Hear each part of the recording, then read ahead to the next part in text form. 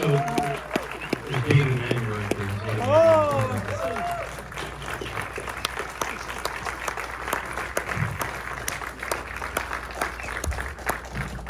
So I was going to kind of just talk to the OG and kind of ask questions I'm curious about, and if you guys are curious about stuff, and you want to ask questions, and just let me know, and I'll ask, or you can ask, whatever. There he is, ladies and gentlemen, David Mamet.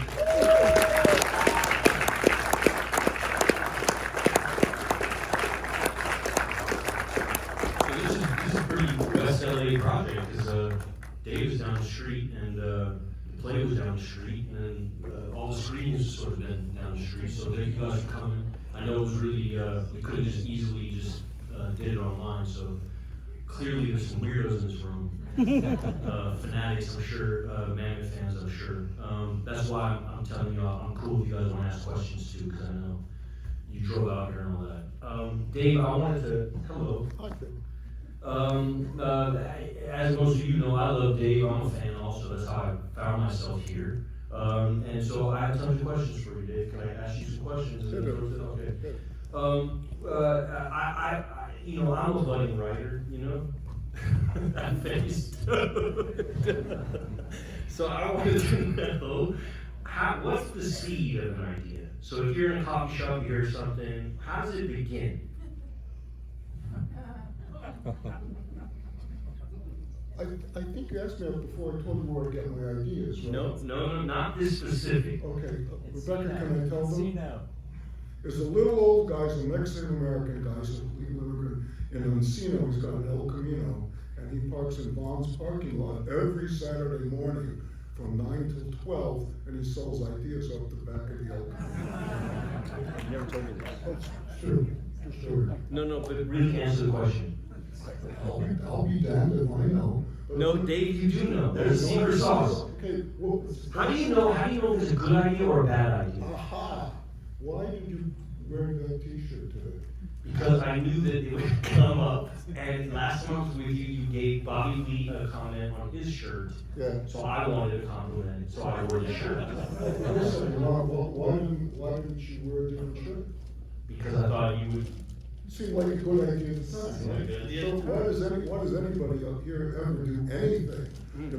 Whether pick a T-shirt or set fire to your spouse. It seemed like a good idea at the time. All right, okay, so you're not gonna answer this. No, I don't know. Okay, you do know, you have to. It's been this isn't like a fluke, yeah? You have just this isn't like some fucking thing, some one-hit wonder type thing, yeah? You spit these fucking things out all the time. You're the greatest writer alive. How does it happen? Damn straight. Yeah, so how does it happen? Well, it's actually the only thing I know to stop myself from going a little bit crazy. It's just like if someone's a great athlete, right? Yep. They gotta go to the gym, they gotta run, right? What's the longest you've gone in your life without writing? And what was going on? Without writing? Never. Never. Why? No, that's true. I slow down and then I say, I'll never write anything again. And I hate myself. I tell my wife I drive her crazy. I'm never gonna write anything. And I go, weep. Yes, you will, she says. I pout. I go to my room, right? I roll around, get up, I write something, just to spite. Can you explain, just for an ignorant, this thing about the rhythm and iambic pentameter, and is it bullshit that you actually implement this, or is this a real thing? Like, does it just sound good for a writer to say, oh, I wrote my play in iambic pentameter? It sounds good because people speak that way. Explain what it That is. was just a line in iambic pentameter. What is that? I'm sorry, I'm ignorant. I know it's a rhythm thing. Yes, it's 5 beats, short, long. It's an iamb is a foot, short, long, pentameter means 5. So it sounds good because people talk that way. It's a line in iambic pentameter because that's natural to English to speak an iambic pentameter. Okay. Well, I didn't know that. It's natural in English to speak in iambic pentameter. Yeah. So Shakespeare is not some special shit. It's just the way it He was. was the greatest poet who ever lived, who adopted that as. Why is he the greatest? Because because, okay, you know, I know I'm asking like 6-year-old questions. Bear with me. well, because listen, the best thing I ever heard was in high school, somebody said, what's the definition of good taste? And the teacher said, good taste is what I like. Yeah.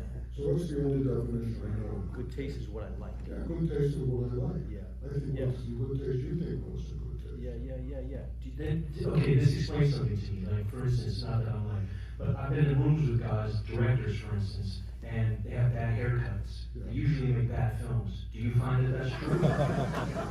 Honestly, do you Bad find it? haircuts and bad film, of course. I mean, how else are you gonna judge a film? Right.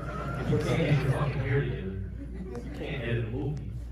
Here's the thing, I know is true, that bad video logos are a sure giveaway you're gonna have a bad film. Definitely, huh? Because if a person doesn't have enough cycle, enough understanding to make a good video logo, how would they make a good film? Right. They can't. Right. I mean, the thing with fucking, one of those studios got this stupid, look, I think it's a lion, it's going, rah, rah. What is that? You guys want to ask questions? Because I can keep going. Yeah, go. Yes, my name is Jaco. I'm Nice. an actor. I've been acting for 15 years. I'm also a filmmaker. Cool. I'm very impressed with your performance, Shia LaBeouf. Cool. I've kept up with your career for many years. The one question I have, I guess, as an artist myself, is a lot of times now there's so many content and they want actors on set to perform the best as possible. For this character specifically, how long did it take you to prepare for this character, and how much of yourself did you bring in it? So a lot of preparation comes from like whatever the source material is being kind of like whack. A lot of preparation is like the script's not okay. Like it's not true when you read it. So then the goal of my job is like try to fix it. When you get a manuscript, there's none of that. So there really is no prep. It's not because I'm lazy, but because there's nothing to do. Does that sound right? Yeah. So I basically learn what he wrote, and then I get confident. And that happens in hallways with Dave after shows, right? I'll do a show, and then I'll see Dave in the hallway, and I'll go, what do you think? He'll go, pretty good. And that'll go on for like 6 weeks. By the time you get to set, that fool's already said pretty good a couple times, You're feeling yourself now. Now you're like, I don't give a fuck what anything thinks. Man told me 6 times, watch this. And that's how it goes, that's my prep. And that's what you got there. You got a con man. It's a con game going on. Acting is a lot of that. Yeah. Yeah? Heck yes. Anybody else? Person right there. Yeah, hey. I felt like you did do a lot though, besides, obviously learning the lines and everything. Like in the room with the guy, the first scene, you were walking around, doing a lot of stuff, Yeah. behavior, like, and you even took off your sweater and gave it to him, Yeah. and he chose to put it on. Yeah. Was it something that you created, or did David came up with all that? Well, I felt like it was all like a play and stage, but I wanted to know how much of the behavior, David allowed the actors to do, or how much of it was it improvised? I didn't hear, what's the question? All right. Sorry. The question was like, how much of that behavior is invented? Who invented it? Who created it? The way I like to think about it is like it's like putting cookies in an oven. You know what I'm saying? Like Dave puts the cookie on the tray. He makes the whole shit, makes the batch, puts it on the tray. Who's cooking it? Dave or the oven? You know what I mean? It's like there's a magical thing that goes on. Like once the shit's already been built, that I wouldn't take credit for. Maybe young me would have. Young me would have. Young me would have took credit. Okay. Yeah. I know older I get, the more I realize how much help I need. So the choice to take off the sweater and give it to him was David? Well, yeah. So what'll happen is, I Dave knows this about me. I'm kind of a twitchy kind of character, twitchy, just yeah. And so I gotta move, Yeah. and then Dave's gotta kind of corral that energy, and he let me explore, on stage he kind of watched me every night, so things he liked, things he didn't like, so in the beginning he was sort of like, let's lean that way instead of that way, so I built it, but he curated it, but I also didn't build it, because I was just doing his lines. I don't know who built it, I don't know who, Good. you built it, I would say Dave built it, I don't think I've ever been as good, and it's probably because of Dave, I think, that's what I'm betting on, I think so. That's why I'm trying to work with him forever. Good job. Yeah. Can I ask you one? Yeah, for sure. Well, I wondered, there's a line in the picture where the guard says, I didn't get wise, I got old. and it's almost like a throwaway, however you'd say as an actor.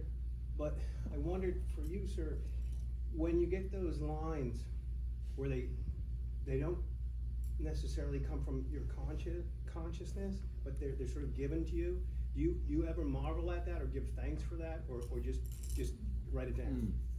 No, I give thanks for it all the time. What you're seeing in my work is two things, one of which is talent, which I didn't pay for which I'm very pleased and grateful, and craftsmanship, of which I'm proud. I'm not proud of the talent, I'm grateful for it. Like, I often think, you know, like I'm married to a very, very beautiful woman, right? I have some beautiful daughters, and I'm very, I admire them because they're graced with beauty, but they aren't exploiting it, they're very conscious of it, right? But they understand that it's a gift. So I kind of feel the same. And in fact, I'm saying I'm the pretty girl at the party. I mean, everybody wants to take me home. It's true. I've been dating with, so I've dragged Dave to some meetings, I took Dave to some AA meetings with me, and like AA is weird, like you're a hot woman, like a beautiful woman who enters AA. These are still addicts, so these people just start flocking around you, you know what I mean? And when Dave came into AA, we had a whole bunch of people like, hey Dave, you know, I'm an actor too. Thanks for doing that. Yeah. That's a good question. Somebody over there, this guy. Yeah. Hi, Dave, I have one for you, and that's when you're writing, do you identify more with one character and that becomes your foundation, you're rooted, and the other ones you're sort of building out of speculation how they would act, or is it all the same? Is there a part of you that like understands one of your characters more? It could be a small part, or it could be the main character. Did you catch all that? No, tell it to me. He's basically saying your process of writing, are you identifying with one character over the others? Perspective? Yeah, well, that's called melodrama. To identify with one character over the others is called melodrama. One guy's the bad guy, the other guy, one guy's a good guy. I want to identify with the good guy.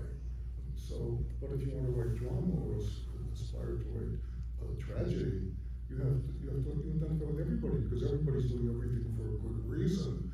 Because if you don't identify with everybody, why is the good guy so fucking stupid when he doesn't see that the bad guy with whom you don't identify is trying to get over on him?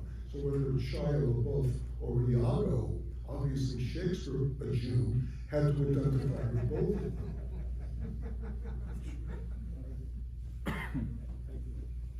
When you started writing this, did you know where it was going? Good question. That's a very good question. A lot of times I work with a lot of directors, and the one thing you don't want to hear, other than I so respect your work, is I see the opening shot. Because how can a guy at lunch, right, at the Ivy, see the opening shot when he doesn't know what the script is? Obviously, the opening shot has got to be the audience's introduction to what's going to be an essential equation, which only ends at the end. So sometimes I say, yeah, I think I know where it is going, but generally not. Something happens that like, you know, like you take an oyster, right, and you put a pearl in it, and the pearl dissolves, and that's how you get sand. Did you know that? Wake up, people, come on. This is the A material. No, I don't know. Something sparks me, right? And then. When's the last time that happened? Oh, it happens all the time. It happens when I just got a book of essays that's just coming out next week called The Disenlightenment. And I write essays all the time when I'm not writing something else. And I'm writing all these little plays all the time while castigating myself because I'm so fucking lazy and not fucking good. But, Do you really feel that way? sure, don't you? Yes. Yeah, but I'm me. What? I'm me. You're Yeah, you. exactly so. Yeah, but you know you're the shit. It's different. Well, you know. Not like you. Oh, No, not like you. It is way drastic. there's only one way to solve this, right? Rock, paper, scissors. Go. See, I told you, bro. It's a huge difference, Dave. Huge difference. I think there's like 10 of me, you're 1-on-1. And so you have to know that. You look in the mirror and know you're Dave Mamet. The thing is, it's really not my job right? If there's a bunch of people who get paid moderately bad money to say stupid fucking things about my work, or critics, right? So that's their job, okay? So I'll be glad to share in the privacy of this room some private thoughts about myself, but the only thing I can tell you is that it's how I feel. When someone says everything I do is great, like the old czars and kings and pharaohs had a guy who stood behind him on a chariot saying, "Don't forget you're a piece of shit," and your concubines say you were on the way, which is the word of stand-up comedy. Oh, we got a person in the back there from Second City. Obviously, it's a lifetime of craft. You're always learning more craft, always. But can you share with us some of the early steps where your playwriting went up a notch, where you figured something out? It's a long journey, so I don't know if you thought about this, but moments where you suddenly got the next step. Are you really from Second City? Oh, yeah. Okay, it's interesting that you would ask that, because they started there, so it's interesting, so to know about what took you from that to where you wound up, what are these steps she's talking about? Did you hear the question? Sure, so, she's saying, can you tell me if I'm paraphrasing wrong, but mention basically the big leaps that went from joke writing into this narrative writing? Or not joke writing, but your life is a life of getting craft.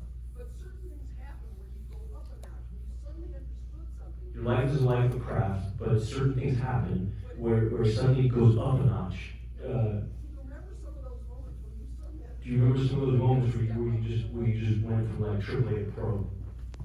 I don't quite get it, I'm so sorry. Can you recollect any big leaps in craft for you? Big like revolutionary? Yeah, the biggest leap was my pal back there was in Second City. She said she was there before I was born. I said, bullshit. I was there in 1961. She was there in 1959. So what I learned at Second City as a kid, and I was a busboy, and they were playing the piano for the kids shows, was what they were doing at Second City back then. And they took it from Mike and Elaine and Shelley Berman, was 7-minute blackouts that were comido, tragico blackouts. You didn't know whether to laugh or cry or piss yourself, and you ended saying, "My God, that's true." And it was a 7-minute scene.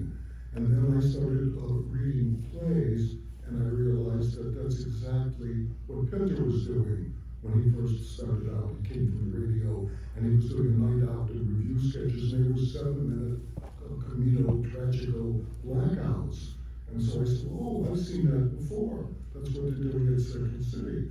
And then I started reading Chekhov, and that's what Chekhov is doing. His plays don't have any plots. They're just a bunch of 7-10 minute scenes strung together, so I said, I can do that.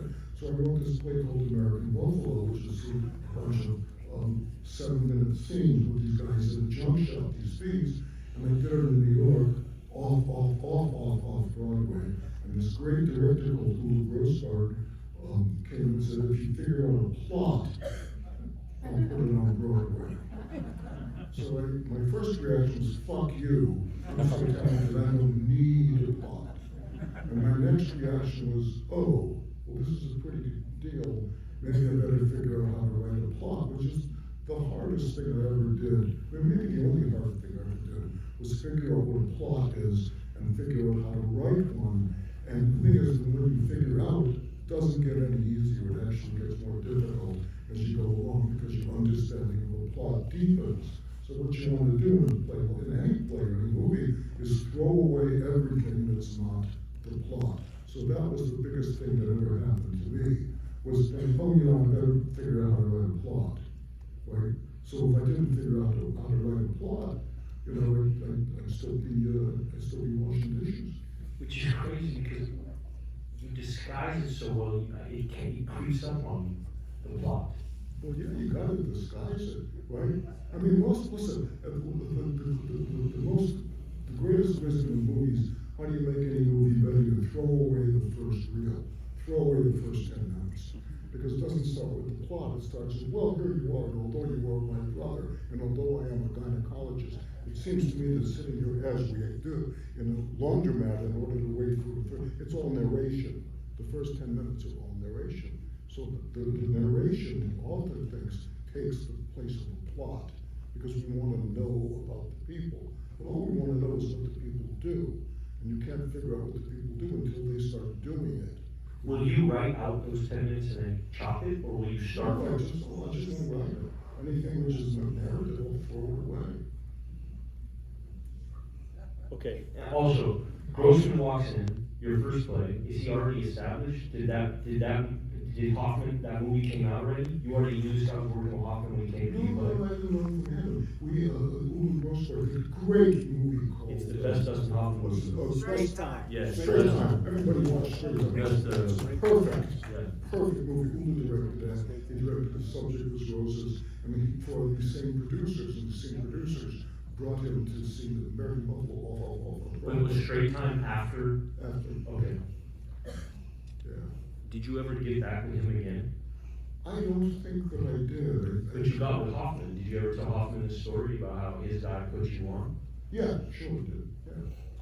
When you met Hoffman, were you starstruck? No. Not at all. Have you ever been starstruck? I think I was starstruck by Alec Guinness. I saw him in a play, and he was in. I'd written a play called The Life in Theatre. We were going to put it on in London, and I went to see Alec Guinness in a play called The Old Country, which was about Kim Philby.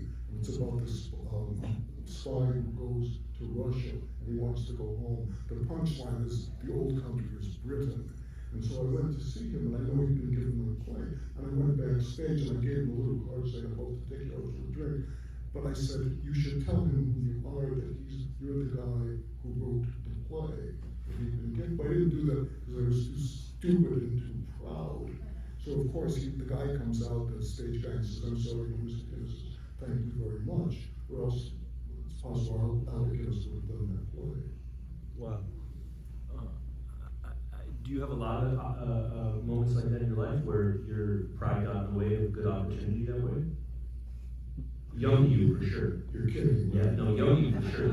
Yeah. No, I turned down the Raging Bull. Yeah. And I turned down Once Upon a Time in America. And I also turned down a remake of The Getaway, because I couldn't remake that better than Stephen McQueen and Ali McGraw. And I turned down a whole bunch of stuff. And some of it I regret, but on the other hand, I've had a lot of getting lucky counts. Did Gene Hackman ever ask you if it was good or not? Did he ever ask you what you thought about his shit? Did he ever do a take and then go, I don't what do think he you ever think? talked to me. No, he didn't like me. She didn't like directors, he just didn't like them. Yeah, but did he like you though? No, he didn't like me. Not even Offset, no. No, but I tell you the story about the book. You guys know the story about the book. It was me and Gene and Becky Pigeon and Danny DeVito were up in Canada doing this movie called Heist. And Gene just fucking straight out didn't like me. And he didn't like directors, and I understood that because producers make me want to fucking vomit. So I understand. I said, you get it, you don't like directors, we'll get through this, blah, blah, blah. So one day he shows up on the set, he says, Dave, he says, I was wrong. He says, I'm really wrong. I've been thinking a lot about you. And me and Danny we were at a little bookstore in Montreal, and I found this book, and I want you to have it, tells you how I feel. He gives me this book, coffee table book. It says, The Wisdom of Great Jewish Men, right? And there's Einstein, and there's Jesus Christ, and there's Moses, and there's Theodore Herzl. I said, weep, weep, weep. I am so touched. I open up the book, it's blank. So Gene started smelling Danny, who's a prince, just fell apart screaming. I still got the book. Was he nice to Rebecca? Yeah. Always like. Rebecca, was he nice to you? Very nice. And you had the feels about him, like I feel about him. Were you ever in his ear trying to catch tips and tricks from him? Or was he not approachable? No, I would never have asked him anything like that, but, I had to constantly pinch myself when I was acting with him. Yeah. I couldn't believe it. Yeah. But he was incredibly generous, and just so smooth, he just goes so smoothly into a scene with you, it just felt like falling off a log acting with him. Yeah, I think he's the best actor you ever worked with, for sure. Hackman. You ever get to Duvall? What? You ever get to Duval? You and Duval ever connect? Sure, Bobby Duvall was in the, Ulu Bushword eventually did American Buffalo on Broadway, Yes. because I forgot at the one, and Robert Duvall played a teacher. And that was the one. He was the one, right? Oh my God, Yeah, he was the one, right? Is that the best one? he was spectacular. But is that the best version of that role? I think, I've never seen anything better. Yeah. This guy was this. Oh, sorry. So I just wanted to ask, I saw Sam Rockwell do it a couple years Yeah, ago, the Circle fire. Square, and there's just this thing that is achieved, and I've only really seen it done with David Mamet characters, where it's just complete, you completely believe them, you're completely lost in, I completely believe that this is a real human, I'm completely in these circumstances. How do you, both as actor and writer, director, achieve that? What is it? I told you about the little Mexican American guy. I'll be damned if I know. How do you do what you do? So, how do you do what you do? I don't, yeah. Well, That's why, I mean, you give it to me and then I say it. I don't know, man, I've been reading scripts a long time, my whole life, pretty much, that's all I read. I've never read anything like it, there's nothing even close, everybody tries to copy it. Motherfuckers be a writer and like, hey, we should man this part, it's just about the most copycat fool around that ever, at least since I've been alive, ever, every writer wants to be Dave. That's why you won't give us none of these secrets, but I did. My question is for both of you. What piece of work have you done, speaking of the critics, the crap writers, that you feel didn't get enough love or appreciation that your other higher projects may have, that it's like that we could watch or see and kind of see it through a different lens because it meant so much to you, that it didn't get as much praise, but it meant so much to you that you're like, oh, it fell short of. It's kind of an interesting question, because do you even give a shit, really? Well, But there's certain stories, that just, hit you, and you just, sometimes when it's projected, people don't understand it. And as like a fan, what could I rewatch or see through a different lens, knowing how much it meant to you, that it didn't get as much praise as maybe some other works? Well, the question is, I think it was Epictetus, a Jew, who said, you want the good opinion of these people, aren't these the same people you told me yesterday are fools? So that's something that's a Stoical idea, Stoical philosophy, it's something you need to aspire to. Of course, we all want to be praised, but the question is, wait a second, I told you on Tuesday these people are corrupt whores, and now I wish they would like my work. Mm-hmm. So we have to one has to leach that out of oneself, and the best way to do it is never, ever, ever, ever read any reviews, good or bad. So of course, just like anything, it's an addiction, you want to say yes, but in this case, I heard it was really good, so I'm going to read it, right? But the really good ones are as unsatisfying as the really bad ones. Right? They aren't as hurtful, but they're as unsatisfying. Because all of you have questions about what I do, just like I have questions about what he does. When any artist saying, I'd really like to know, I'd really like to know. But one can't, right? So what you're left with is an unresolved remainder. So, I don't know if that answers your question, but I enjoyed saying it. There's a guy over there. Yeah, anybody, yeah. Oh, we talked to you, yeah. Oh, okay. I had a question for you. When you're writing a script or a play, do you ever have an actor in mind that you want? And then if you don't get that actor, how much do you fight to try to get that actor? Because I know certain roles are just perfect for certain actors to play. And I was wondering, have you had an experience where you lost an actor for a role that you specifically wanted? Have you ever lost an actor in a role you really wanted the actor to do, and you lost him for a reason? Yeah, sure, you lose actors in roles all the time. I write it the best I can, and then I give it to the best people I can. Because the thing about it is, the question is not whether, for example, Shia can act this role. He can act anything. right? So I'm gonna write the best way I can, I'm gonna get the best actors that I can. Most of it are gonna be the people who are part of this ongoing inchoate company that I'm very, very blessed to be a part of, you know, so we can go out and do another stupid fucking movie together. Somebody here, yeah. Two of my literary heroes are you and David Milch. What was it like working with him on Hill Street? Milch was great because I showed up to do Hill Street Blues, and Milch said, "Oh, I don't like to talk in the office." I said, "Okay." He said, "Where are we going?" He said, "Well, let's just walk out. So we'll take a little walk." I said, "Okay." So we take a little walk. He said, you know, let's get in the car, we'll take a ride. Okay, so we get in the car, we take a ride. We go to Santa Anita, he loses $300,000. But he was great. I did an episode of Hill Street Blues, and he said, "You want the show?" I said, "What do you mean?"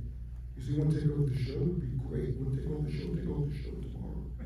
So I didn't take over the show. I think I wrote another episode. I didn't take over the show because I had a life back in the East.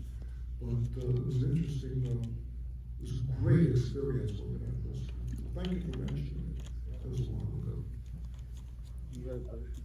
Yes, this pertains a little bit to the question, woman down there at the end.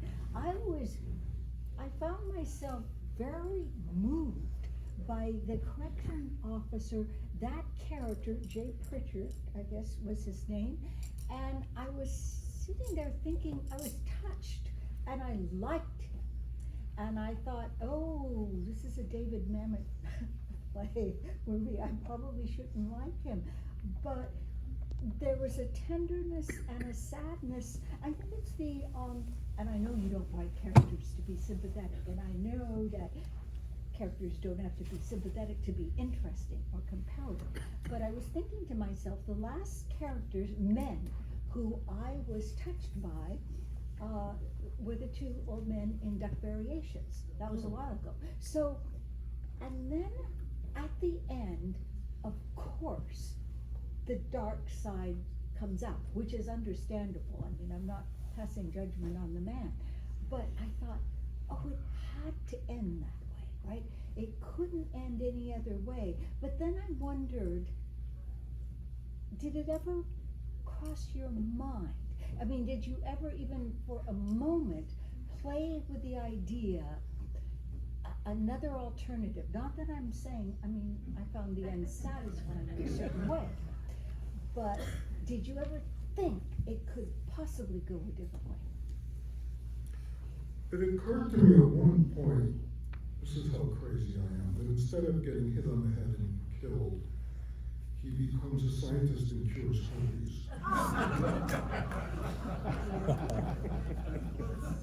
I like this end better.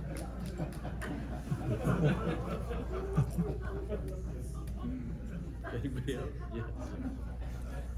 I wanted to ask you about the challenges of getting this movie made.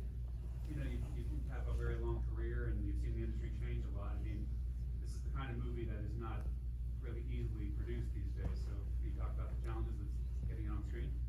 Yeah, the movie was made because Evan and Shia and their friend Marge, who's here tonight. So well, where is he? Really good. So let's make this a movie because the idea of keeping it together, we did it on spot for like 10 performances or something like that. The idea of keeping the cast together, we could have run it for 1 million years, but people have other careers, so they said, let's do it as a movie. I said, we can't do it as a movie, no. No one has ever heard blah, blah, blah, when we're gonna get the money, and I said, fuck it. So we started out as the French would say, it's only the first step, which costs. And so having decided to make the movie, we decided how much money we would make it for, where would we get the money, and then we made the movie. So it was a great lesson for me, it was a wonderful experience. So the best cast and the best crew I ever worked with.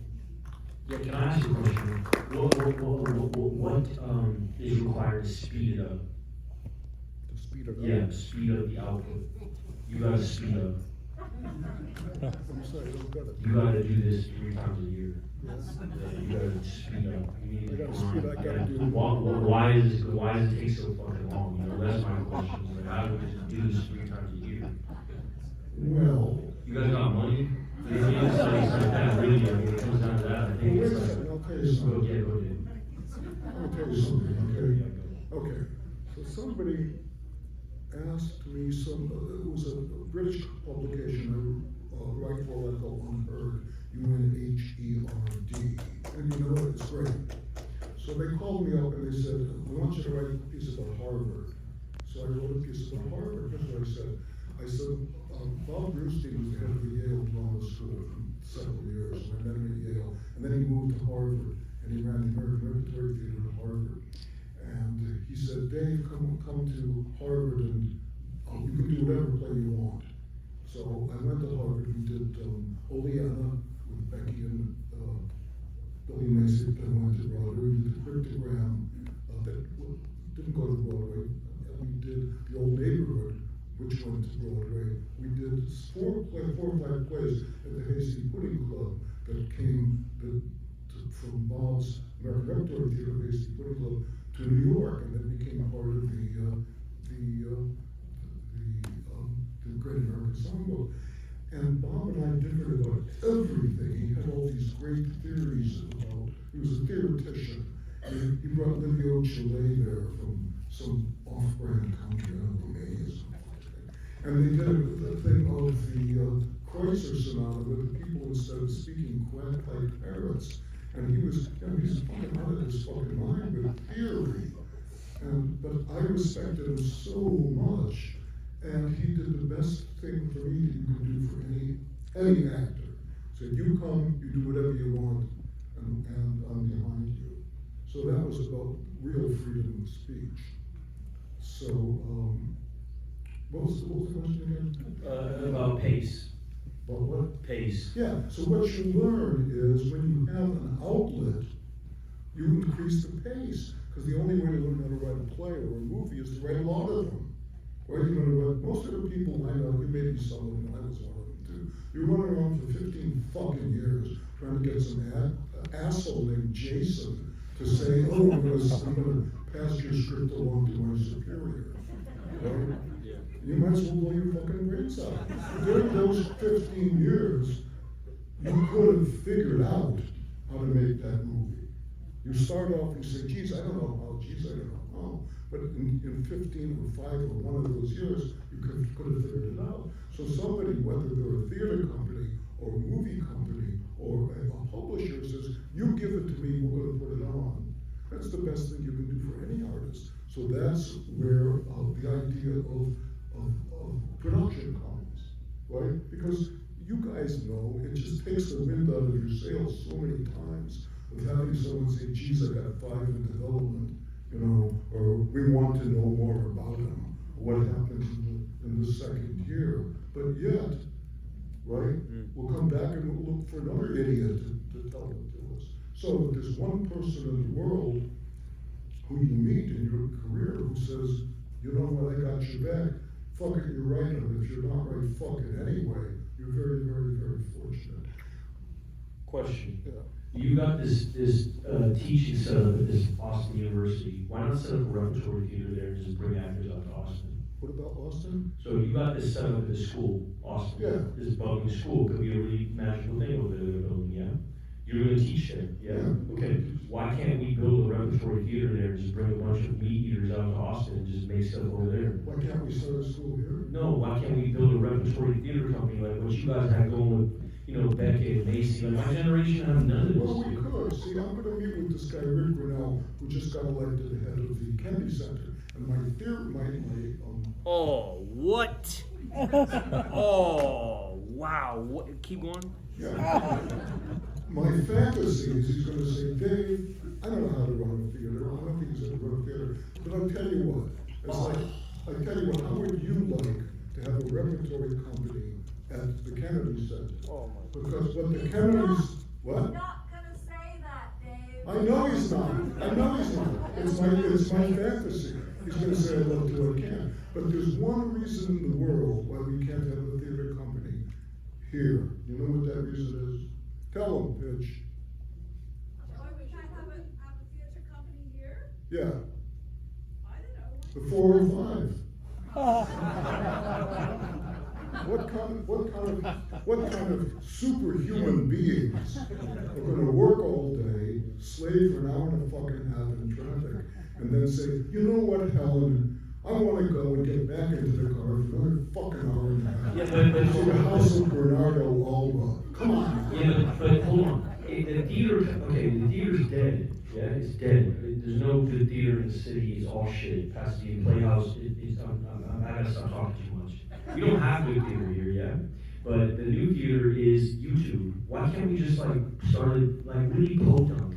You know, just why can't we just like really humble, no pride at all, no ego, just make a David Mamet channel? What we're going to do, we're gonna do one as cast. When, Dave, when? I'm working on it. Yeah, because it'd be great if we just with a cell phone camera, you know what I mean? Like, I don't know, I never watched Cassavetes movies because the lighting was great, you know? And I don't watch your movies because they look good, you know? You make this, you said you said something interesting about like David Mamet character and how you know, you can't trust him. Mamet makes me feel safe. Maybe that's just my sensibilities or my come up. Maybe that's just, I don't know what that says about me. Maybe that's a bad deal, but I watch Mamet and I think, oh yeah, okay. It calms me down. People are doing things and saying things that I feel and think all the time, so I don't feel so alone. Makes me feel like somebody else, like sharing secrets, you know? I don't know if you get that when you watch it. Maybe that's why you feel these performances like that. And you know, people are all unique. And I know that I find you make me feel safe. It doesn't make me feel that, but you know, different folks, different strokes. I guess. What the fuck was I asking you? Yeah, peace. Anybody else got questions? Yeah. I just wanted to say. Yeah. Ask all of them. We got him right here. He's right here. He's real. He's right here. I recently moved here from New York, and I wish there was theater here. Yeah. I wish you were at place. Yeah, but you're right, There's no way to the 405. Because, and I know other people feel that way. I'm like going back to New York because it's theater. The question is where you're gonna put them on, right? If there was a place to put them on that was secure and ongoing, I always say, you know, Chai, you got a month free here, Becky, you got a month free here, Macy's in town, blah, blah, blah, blah. Patty LaBeouf, let's put on this fucking play, but that doesn't exist. So that the non-for-profit theaters here, basically all cratered for various reasons, not the least of which is they're doing shit, and they're trying to cater to a bunch of septuagenarian Jews who got dragged, I'm one of them, by the way, who got dragged to the theater by their wife Helen to see the house of Bernardo Alba.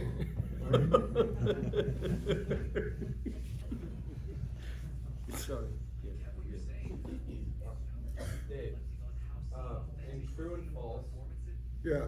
in True and False, you wrote that you kind of disapprove or denounce any kind of acting school. And I'm wondering if you still stand by that position. Yeah, I had a couple acting schools that I started with Billy Macy, and all that we knew was, you gotta work. We started a school, the St. Nicholas Theater in Chicago in 1973. We did a whole bunch of plays, and then we started an acting school for the same reason anyone ever starts any school. You know what that is? To make money. Like all schools exist for the teachers, okay? Then we were in New York and we were working, teaching, to make money as teaching for NYU. And somebody might have been Macy said, well shit, let's start a theater company. We were going up to Vermont for the summer. And the kids said, oh, let us come with you. So the kids came up to Vermont for the summer, and this was our program. We'd get up like 7 o'clock in the morning, everyone would do yoga, then they'd do scenes, and then they would do painting flats, and then blah, blah, blah, all day long, and then we would put on a play, and then after the play, we'd go to the local radio station and do live theater at 11 o'clock at night. Wow. So a lot of these people, incredible amount of these people are still working, because what do we teach them? Acting? No. We taught them to get tough or go home, right? Work hard. Why are you doing this thing? Are you doing it for the audience? You're doing it so you make a living. All the acting skills that I've seen and I saw a lot of everybody in New York, you know, Strasbourg and stuff like that, Lord Berghoff and Sanford Meister as a teacher. They didn't have any idea what they were talking about. They wanted to try to recapitulate the theatrical experience by taking a bunch of students and criticizing them. But the only way you're gonna learn how to act, really, is to get your heart broken in front of an audience. You say, geez, I'm not gonna do that again, right? Yeah.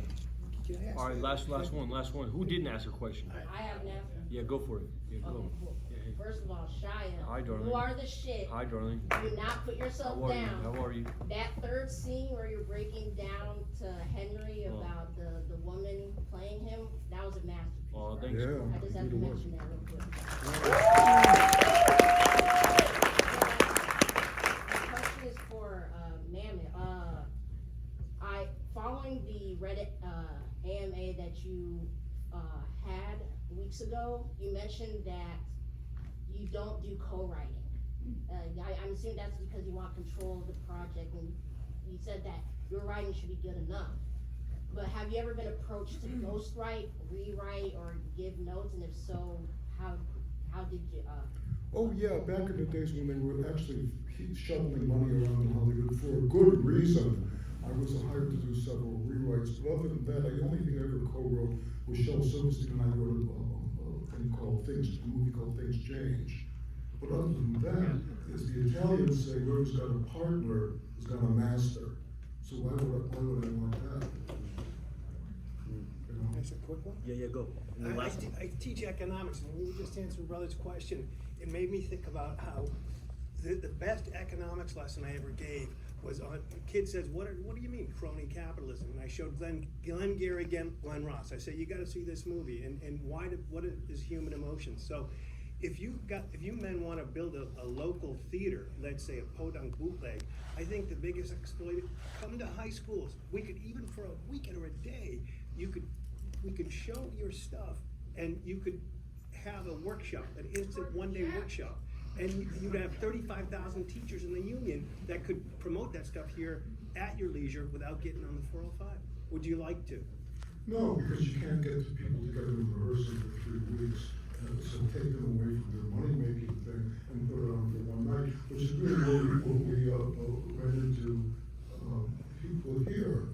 You know, we sold it for 10 performances, we sold every ticket because it could have run forever. But people got a life, you know, and so. I was thinking single show, put the students on the stage, kind of a thing. Well, not me. Yeah. Right? You know, I do it for a living, but you should do it. I mean, why not? Nothing wrong with that. Listen, all of us have had the experience of saying, you know, I went to see the House of Bernardo Aldo at the junior high, and it was better than the production on Broadway. We all had that experience, right? Yeah. Yeah, because generally it is. Thanks, Awkward guys. teenage kid. Thank you all.